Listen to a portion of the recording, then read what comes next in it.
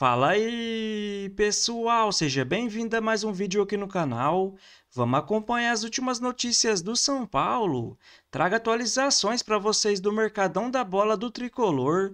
O São Paulo que volta a campo agora no dia 14, jogando em casa contra o Botafogo. Então, sem mais enrolação, vamos pro vídeo. Para te explicar bastidores do não acerto entre São Paulo e Marcos Leonardo, quero começar com uma informação importante. São Paulo não contará com Marcos Leonardo em 2025, isso é líquido e certo, até porque a janela daqui já fechou. Mas a vontade do Marcos Leonardo em defender o São Paulo foi tão grande, mas tão grande, que o tricolor não descarta contar com o atacante a partir de 2026. Para que isso ocorra, porém, há só um caminho: que o Marcos Leonardo consiga na FIFA a rescisão do seu contrato. Ele está muito irritado com o time saudita, que não facilitou a transferência. O desfecho dessa negociação, que havia começado na semana passada, só se deu às 10h15 da noite dessa terça-feira, ou seja, a 1h45 do fechamento da janela de inscrições. São Paulo fez uma força-tarefa, reuniu dirigentes no CT e se manteve durante a madrugada na Arábia Saudita com dirigentes do Al Hilal. A última pedida do time saudita exigia uma compensação financeira muito grande para a liberação do atleta. Nem o fato de o Marcos Leonardo ter aberto mão de tudo que receberia de salários até dezembro, por lá ele ganha 2.700.000, permitiu o acordo. Cheguei a conversar com o dirigente São Paulino que disse, abre aspas, foi uma pena, o jogador queria muito vir, mas os árabes ficaram com bronca do atleta por causa do vazamento da notícia. E aqui que vem um detalhe importante, dentro do São Paulo, há a convicção de que o acordo também melou porque vazou a notícia de que o Marcos Leonardo queria jogar no São Paulo e já tinha um acordo com o Tricolor. Isso não pegou bem entre os dirigentes do Al Hilal. E agora a parte mais importante: São Paulo tenta descobrir de onde surgiu o vazamento. Quem passou para a imprensa a notícia de que o Marcos Leonardo já havia se acertado com o São Paulo e estava disposto a fazer o negócio. O Baby, líder, presidente da principal organizada do São Paulo, a Independente, fez um texto em suas redes sociais acusando Carlos Belmonte de ter sido responsável pelo vazamento, tá? A parte em que o Baby se refere a esse caso diz, abre aspas, mais uma farofa de quem não entende nada de futebol. Só para contextualizar, o Carlos Belmonte é chamado pelos inimigos de boca de farofa. E ele é visto hoje como, pelos representantes da Independente, como alguém que trabalha muito mal em prol do São Paulo. O fato de ter vazado, segundo a Independente, acabou causando prejuízo. Só para completar, como é que o São Paulo pretende tocar essa questão dos reforços? O Rigoni foi registrado no BID, Boletim Informativo Diário, e a novidade para o Tricolor, empréstimo até dezembro, com a possibilidade de prorrogação em caso de metas a serem alcançadas. Esse foi um jogador pedido pelo técnico Hernan Crespo. Não é o centroavante que o São Paulo buscava. O Tricolor agora tem como oportunidade a contratação de centroavantes apenas desempregados. A janela fechou nessa terça-feira, mas se o atleta já estivesse livre antes do fim do fechamento, esse atleta ainda pode ser contratado. O grande ponto é que restringe demais o mercado do Tricolor. Se Marcos Leonardo conseguir a rescisão do contrato na Arábia Saudita, ele vai ter essa oportunidade a partir de 14 de setembro. Quando seu nome ficar de fato de fora da lista de inscritos no Campeonato Saudita, o São Paulo pode tentar um acordo com Marcos Leonardo para que ele chegue sem custos a partir de 1º de janeiro de 2026. A saideira sobre o São Paulo, Luan, volante do Tricolor, revelado na base, foi procurado por Botafogo e Fortaleza, mas preferiu permanecer no Morumbi. Deu ruim a contratação do Marcos Leonardo, que fez o seu esforço, queria ir para o São Paulo, o pai torce para o São Paulo, ele torce para o São Paulo, ele tentou, fez o que pôde, mas os árabes fizeram jogo duro e aí não rolou.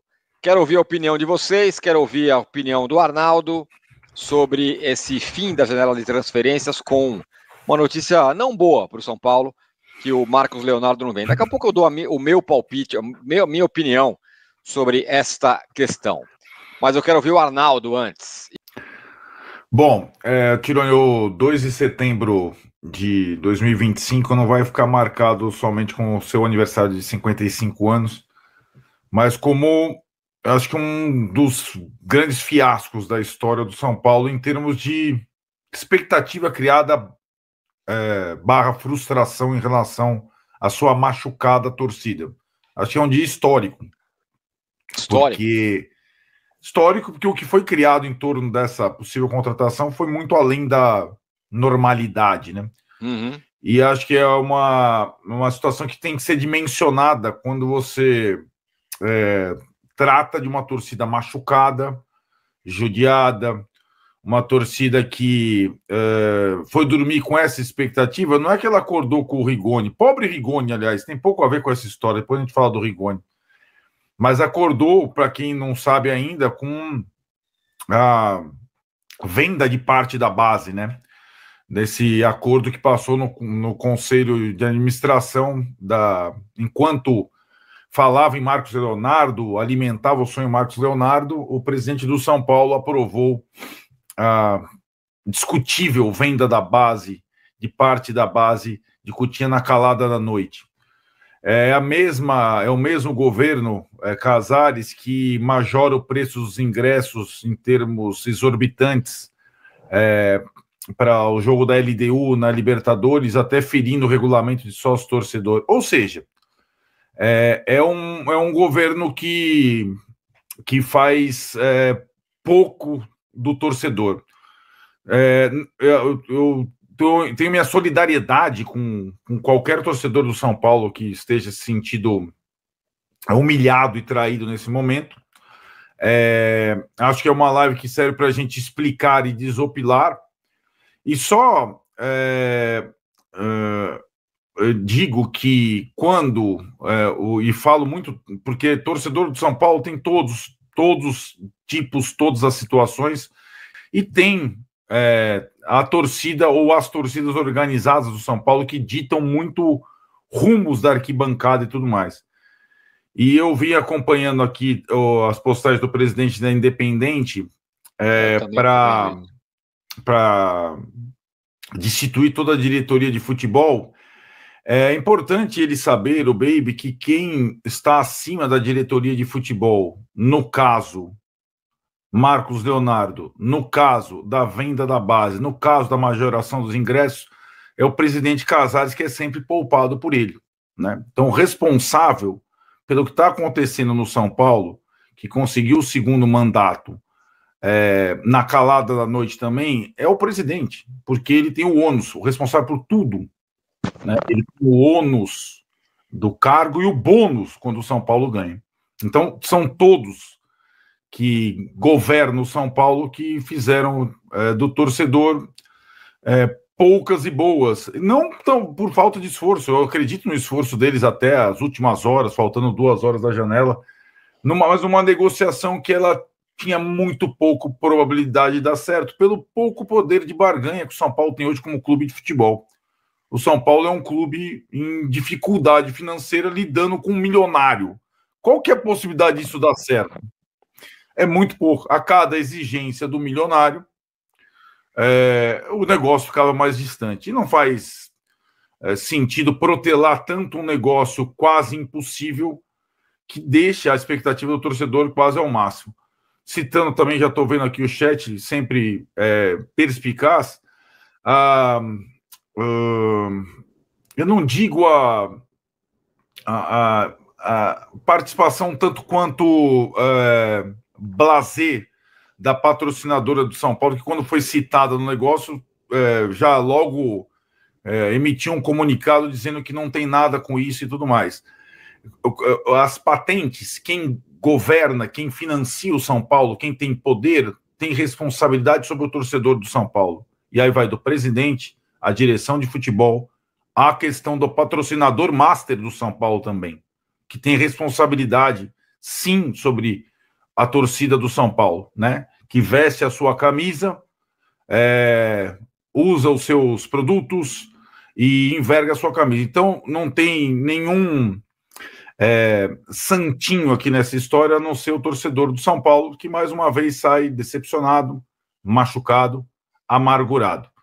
Daqui a pouco a gente vai virar a página, né, Tironi? Porque o time vai voltar a jogar, mas esse amargor ele vai durar até a próxima etapa da Libertadores contra o LDU sem centroavante. O São Paulo vai para esse confronto sem centroavante novo, né? Vai com o Rigoni, né? Contratou o Rigoni, que não é exatamente um centroavante, mas, enfim, pedido do Crespo, Marcos Leonardo não veio. Vamos deixar as coisas como elas são. A gente aqui até, de alguma forma, foi meio criticado aqui, porque não acredita. Tá? A gente falou, olha, esse negócio é meio difícil, não é tão simples assim e tal. Só que as coisas foram andando e a gente começou, todo mundo começou a acreditar que podia ser e tal. E paralelamente a isso foi andando essa história da questão da base, né? E aí foi aprovado no Conselho de Administração, ninguém me ligou para isso, passou meio despercebido, porque estava todo mundo focado em Marcos Leonardo, veio Marcos Leonardo, mas passou o negócio no Conselho de Administração, ainda um negócio que tem gente publicando aí quais são os detalhes, mas mesmo com os detalhes, é um negócio que a gente não sabe no que vai dar, né? Não sabe se isso é bom, se isso é ruim, difícil saber, né? Fato é que está mexendo com um ponto nevrálgico da história do São Paulo, que é a sua base. Nunca foi feita uma intervenção na base deste tamanho. Então vamos ver o que vem por aí. E com relação ao Marcos Leonardo, vou repetir o que eu falava um pouquinho antes ali. Quando começou o papo de não, o São Paulo vai tentar arranjar um dinheiro, não sei o que, eu falei, então eu já sou contra, parou. Sim, Então, é verdade. Eu não estava dá. com você. Foi no final da tarde, quando as exigências dos árabes começaram a envolver dinheiro além do começar a salário do envolver jogador. dinheiro, não sei o que, eu falei, então aí não vai dar. Ou o São Paulo vai com o que tem, com a grana que é possível ter, que era pouca, ou não vai. E aí não foi. E aí quero falar uma outra questão. Todo mundo sonhou com o Marcos Leonardo e acordou com o Rigoni e tudo mais. Tira o Marcos Leonardo da conversa, que sempre foi uma questão muito difícil, muito complexa e que acabou não dando certo. Será que a contratação do Rigoni é ruim? Seria ruim se não tivesse a história do Marcos Leonardo na conversa? Eu nem acho que é um jogador espetacular, acho que ele teve uma boa fase no São Paulo e só. Não sei se ele vai voltar a repetir aquela fase espetacular que ele teve quando trabalhou com o Crespo, mas tira a história do Marcos Leonardo da conversa, e eu acho que a contratação do Rigoni não fica tão ruim. E vamos combinar, gente, o São Paulo está num ano de sobrevivência. O Marcos Leonardo foi um negócio completamente fora da curva. É o cara que está tentando economizar o que tem, de repente descobre que pode ser que tenha uma herança lá de um parente que mora na Itália. E que essa herança podia pingar para ele. O cara sonha, agora eu tirei o pé do buraco e tal. E não deu certo, deu errado. Eu tento ter um certo sangue frio nessa hora, né? Era uma coisa muito, muito, muito difícil de acontecer. Acho que acho até justiça seja feita, acho que a diretoria até trabalhou para tentar contratar o cara, ficou aí insistindo e não sei o que e tal. Criou-se uma febre, uma loucura com relação ao cara, que eu acho que, sinceramente, Arnaldo, não sei qual é a sua opinião, não acho que ela foi exatamente alimentada pela diretoria. A diretoria estava lá tentando, fazendo um negócio e tal, pode ter falado para um ou outro repórter, estamos tentando, quem sabe e tal, mas não foi uma campanha vinda muito de dentro do São Paulo sobre isso, para iludir a torcida. Não, eu posso estar sendo inocente, mas todo mundo acreditou, mas das informações que estavam pipocando aqui e ali, a partir da história do Petros. Né? Então, virou uma avalanche, personagens, com jogadores e ex-jogadores do São Paulo entrando nisso. Então vamos comentar sobre essas últimas notícias do São Paulo.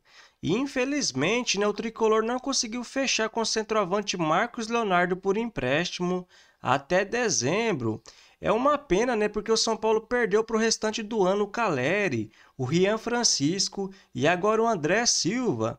Mas mesmo assim, né, pessoal, o São Paulo tem todas as chances de tentar ganhar mais uma Libertadores após 20 anos. Até porque com o Hernan Crespo, o São Paulo vem evoluindo muito. Tem uma zaga mais segura, um meio-campo com mais velocidade e um ataque com mais mobilidade. O São Paulo que também vai contar com as voltas do Arboleda, do Wendel que já está voltando e agora do Mailton que chegou para a lateral direita.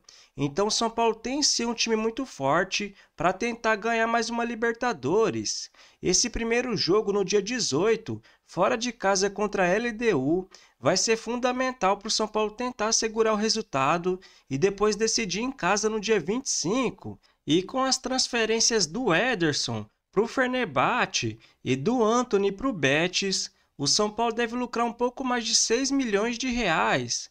Para um clube de futebol, não é um valor tão alto, mas para o São Paulo vai ser muito importante, já que o clube atravessa uma grave crise financeira. E que nem eu venho falando nos últimos vídeos, o São Paulo precisa fazer alguma coisa para tentar sair dessas dívidas. Alguns torcedores falam: o São Paulo não pode virar SAF, porque nem o Flamengo nem o Palmeiras virou e agora está ganhando tudo. Mas tem que lembrar, né, galera? Tanto o Palmeiras, tanto o Flamengo conseguiu pagar boa parte das suas dívidas quando o futebol brasileiro era muito menos competitivo. Agora sim está mais complicado. Mas já que o São Paulo não pretende virar SAF nos próximos anos, essa futura parceria da base com o empresário grego Evangelos Marinakis e com a Galápagos vai ser muito importante. Eu não concordo com alguns comentaristas que falam que o São Paulo vai vender a base, que não faz sentido, que não sei o quê. Até porque vai ser um contrato de 5 anos, né, galera? O São Paulo não vai vender a base. Segundo as primeiras informações, o São Paulo vai manter 70% das vendas dos jogadores e o Marinakis 30%. E o São Paulo já faz isso, né, galera? O Beraldo, por exemplo, o São Paulo vendeu e ficou com apenas 60%. A diferença é que agora o São Paulo deve triplicar suas vendas e ter a melhor base do Brasil nos próximos anos. Então, na minha visão, é sim um bom negócio. E eu vou repetir o que eu falei ontem aqui no canal. Acho muito engraçado alguns comentaristas que se diz São Paulino, que sempre quer ver o caos do São Paulo com uma agenda negativa. Quando o tricolor de Zubeldia não vencia em casa a Inter de Limeira, o Velo Clube perdia para a Ponte Preta, para o Mirassol e para o Vasco da Gama, e o presidente pensava em trocar de treinador, ele sempre falava: o presidente está querendo fritar, queimar o Zubeldia, não adianta nada trocar de treinador, vai trocar 6 por meia dúzia. A torcida tem que entender o momento do clube, o time é fraco, o elenco é limitado, que não sei o quê. Beleza, o São Paulo trocou de treinador, o Hernan Crespo chegou e o São Paulo evoluiu muito. Isso provou que eles estavam errados. Agora já começa outra conversa, né, galera? Se o São Paulo foi eliminado da Libertadores e ficar em 8º no Campeonato Brasileiro, não vai ser um ano tão bom assim, que não sei o quê. O presidente só pensa em fechar com superávit. Mas como assim? Os mesmos, no começo do ano, falava que o ano do São Paulo era para pagar dívidas. Agora já critica isso? Não entendo, né, galera? E após essa pausa para a data FIFA, o São Paulo volta a campo no dia 14, agora jogando em casa contra o Botafogo. No dia 18, joga fora de casa contra a LDU pelo primeiro jogo das quartas de final da Libertadores. No dia 21, tem um clássico pela frente, joga fora de casa contra o Santos. No dia 25, tem a decisão, joga em casa contra a LDU pelo segundo jogo das quartas de final da Libertadores. No dia 29, joga em casa contra o Ceará. No dia 2 do mês que vem, joga fora de casa contra o Fortaleza. Então essa é a sequência do São Paulo nos próximos dias. Então se você curtiu o vídeo, deixa seu like, se inscreva no canal e até a próxima!